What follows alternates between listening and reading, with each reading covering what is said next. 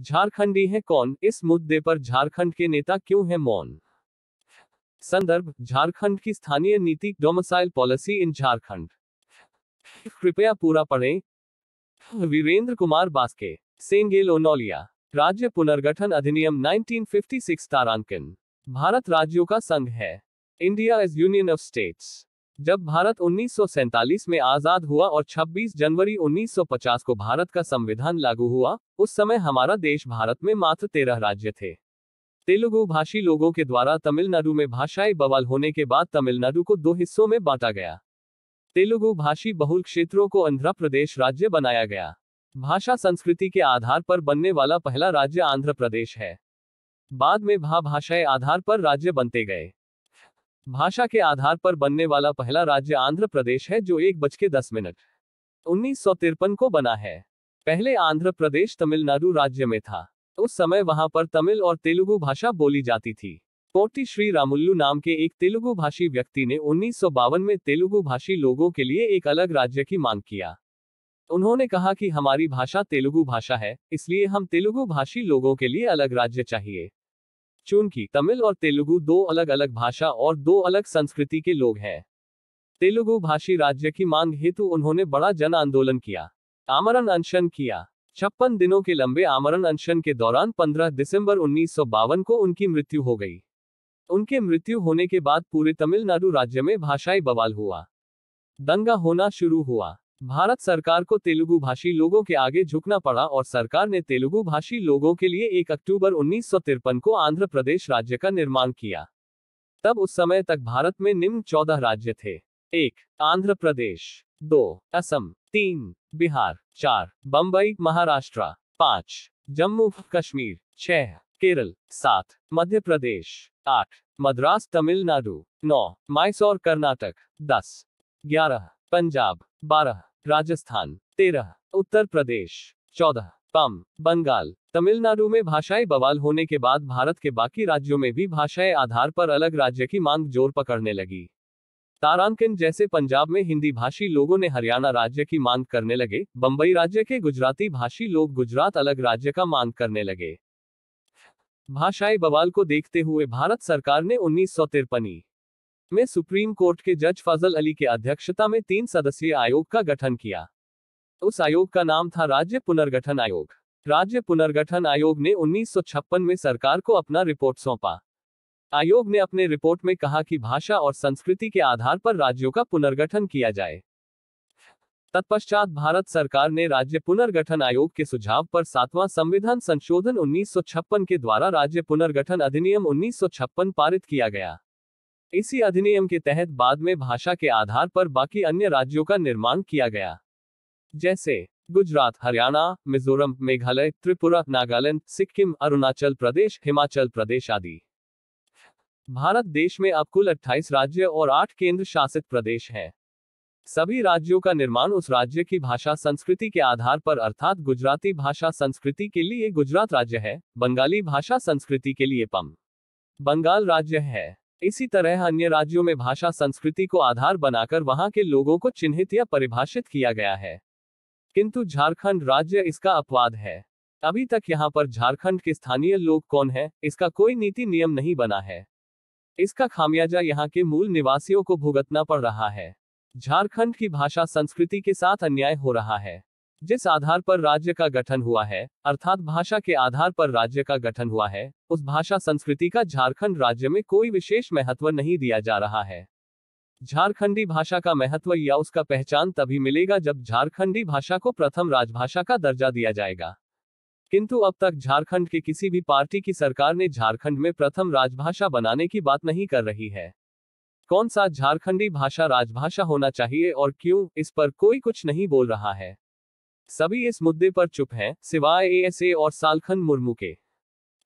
इन दिनों झारखंड में भाषाई बवाल और स्थानीय नीति, डोमिसाइल पॉलिसी तारांकन। इन दिनों झारखंड राज्य में भाषा संस्कृति और स्थानीय नीति को लेकर बवाल मचा हुआ है। भाजपा, आजसू 2018 और जेएमएम पार्टी 2021 की सरकार ने झारखंड के क्षेत्रीय भाषा के सूची में भोजपुरी, मगही और अंगिका भाषा को मान्यता दी है। इसी मुद्दे को लेकर अब झारखंड में राजनीतिक उबाल चरम पर है। मगही, भोजपुरी और अंगिका को झारखंड के क्षेत्रीय भाषा से हटाने की बात तो समझ आती है, किंतु कौन सा भाषा संस्कृति झारखंडी होने का आधार होना चाहिए, इस पर कोई कुछ नहीं बोल रहा है। क्यों? लोग अक्सर हो, मुंडा, खड़िया, कुडुख, संताल, खोरठा, कुरमली, नागपुरी, पंचपरगनिया आदि 9 भाषाओं की बात करते हैं, किंतु प्रथम राजभाषा की बात क्यों नहीं की जा रही है? क्या बंगाल, उड़ीसा, असम, महाराष्ट्र, पंजाब, राजस्थान, मणिपुर, त्रिपुरा, आंध्र प्रदेश, तेलंगाना, मध्य प्रदेश, तमिलनाडु आदि राज्य में झारखंड के जैसे इतनी सारी भाषाओं को वहां पर राजभाषा बनाया गया है? इतनी सारी भाषाओं को लेकर क्या अलग राज्य का निर्माण किया गया था? बंगाल राज्य की पहचान बंगाली भाषा है, सिर्फ और सिर्फ बंगाली। इसी तरह पंजाब राज्य का पहचान है पंजाबी, न कि झारखंड राज्य की तरह 9 भाषा। द्वितीय राजभाषा में 9 भाषा रहे या 10, इससे कोई फर्क नहीं पड़ता है, किंतु राज्य का एक अपना स्पष्ट भाषाई पहचान होना चाहिए। पर क्या, कौन सा भाषा को पहचान अर्थात राजभाषा बनाया जाए, यह एक महत्वपूर्ण सवाल है। बंगाल में बंगाली, उड़ीसा में उड़िया, पंजाब में पंजाबी, असम में असमिया, गुजरात में गुजराती, महाराष्ट्र में मराठी। तो झारखंड में क्या?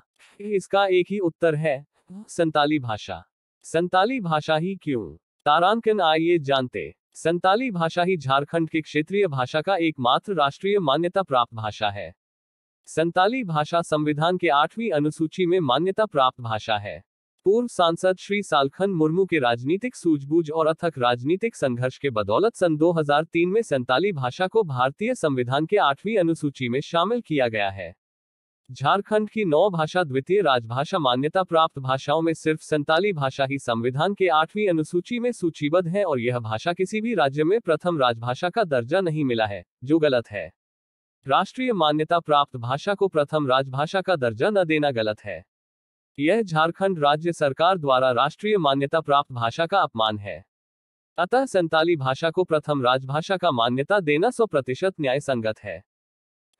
संताली भाषा राज्य की सबसे बड़ी भाषा है। संताली भाषा राज्य की सबसे बड़ी भाषा है। राज्य में लगभग 35% लोग संताली भाषा का प्रयोग करते हैं, जो सबसे अधिक है। अतः इस आधार पर संताली भाषा को झारखंड राज्य की राजभाषा बनाया जाना चाहिए, जो 100% न्याय संगत है। झारखंड आंदोलन का इतिहास। झारखंड राज्य आंदोलन का इतिहास बहुत पुराना है। 1855 में सिदो मुर्मू के नेतृत्व में अंग्रेजों के खिलाफ एक महान संताल हूल आंदोलन हुआ था। 30 जून 1855 को साहेबगंज जिला के भोगनाडीह में कई हजार संताल तीर धनुष पारंपरिक हथियार के साथ एकत्रित हुए थे। साल पेड़ के नीचे सिंगबोगा, म्रांड बुरु, जाहिर आयो आदि की पूजा अर्चना कर आंदोलन की विधिवत शुरुआत की थी। अंग्रेजों से आंदोलन करते हुए लगभग 30,000 से अधिक संतालों ने अपनी जान गंवाई थी।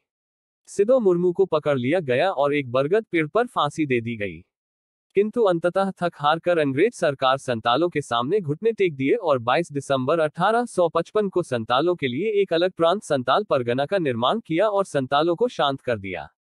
तत्पश्चात संताल परगना के संतालों की जमीन को सुरक्षा के लिए अंग्रेजी सरकार ने 1949 में सेंट्रल परगना टेनेंसी एक्ट बनाया। झारखंड राज्य उसी संताल परगना का वृहद और राजनीतिक राज्य क्षेत्र है, जो अब झारखंड राज्य के रूप अस्तित्व में है। स्थानीय या झारखंडी कौन? तारांकन। किसी राज्य के नागरिकों को परिभाषित करने वाली नीति को स्थानीय नीति या डोमिसाइल पॉलिसी कहा जाता है। बहुत दुख की बात है कि अलग झारखंड राज्य निर्माण के 20 साल बाद भी झारखंड राज्य में राज्य के नागरिकों को परिभाषित करने वाली नीति अब तक नहीं बनी है। स्थानीय नीति का आधार खातियान नहीं हो सकता है। 27 नवंबर 2002 को झारखंड हाईकोर्ट के 3 जजों वाली खंडपीठ ने खातियान आधारित डोमिसाइल नीति स्थानीय नीति को रिजेक्ट कर चुका है। हाईकोर्ट ने अपने फैसले में झारखंडी स्थानीय नीति का आधार झारखंडी भाषा संस्कृति को आधार बताया है। स्थानीय नीति बनने के लाभ। हर राज्य की अपनी स्थानीय नीति होती है। स्थानीय नीति बनने से उस राज्य के मूल निवासियों और बाहरी निवासियों के बीच एक स्पष्ट रेखा खींची जाती है। चूंकि राज्य उस राज्य में रहने वाले लोगों का होता है, अतः बाहरी लोगों की तुलना में राज्य के मूल निवासियों को सरकारी नौकरियों एवं अन्य प्रकार के रोजगार में प्राथमिकता दी जाती है। इससे उस राज्य में रहने वाले लोगों की भाषा संस्कृति का संरक्षण और राज्य समृद्ध होता है। स्थानीय नीति ही किसी राज्य की सबसे अहम नीति होती है, किंतु झारखंड के मूल निवासी अब तक इस नीति से वंचित हैं। रघुवर दास की स्थानीय नीति। झारखंड के पूर्व मुख्यमंत्री श्री रघुवर दास ने झारखंड राज्य की स्थानीय नीति बनाया है, जो झारखंड के अधिकांश लोग इस नीति का जोरदार विरोध कर रहे हैं। जबकि झारखंड राज्य के मुख्य राजनीतिक दल झारखंड मुक्ति मोर्चा पार्टी ने हमेशा स्थानीय नीति को 1932 खातियान आधारित डोमिसाइल नीति बनाने की बात उठाते रहे हैं। अब झारखंड मुक्ति मोर्चा पार्टी झारखंड की सत्ता में आसीन है, किंतु अब वे चुप हैं। रघुवर दास के द्वारा बनी डोमिसाइल नीति जो 1985 को आधार बनाकर बनाया गया है, अर्थात जो लोग 1985 से झारखंड में रह रहे हैं वे सभी झारखंडी हैं, के नीति को ही लागू कर रही है, जो गलत है। आधार वर्ष के आधार पर भारत के किसी भी राज्य में स्थानीय नीति अब तक नहीं बनी है। अतः रघुवर दास जी का 1985 वाला स्थानीय नीति आदिवासी, मूलवासी और संविधान विरोधी है। तारांकन 1932 खातियान आधारित स्थानीय नीति बनाने की मांग सिर्फ एक राजनीतिक नौटंकी है। किसी भी राज्य का स्थानीय नीति खातियान आधारित नहीं है। फिर झारखंड राज्य में यह कैसे संभव है? झारखंड के प्रथम मुख्यमंत्री श्री बाबूलाल मरांडी ने 2002 में झारखंड के डोमिसाइल नीति अर्थात स्थानीय नीति बनाने की कोशिश की थी, किंतु इसी मुद्दे पर बीजेपी पार्टी ने उसे मुख्यमंत्री पद से हटा दिया और श्री अर्जुन मुंडा को मुख्यमंत्री बनाया।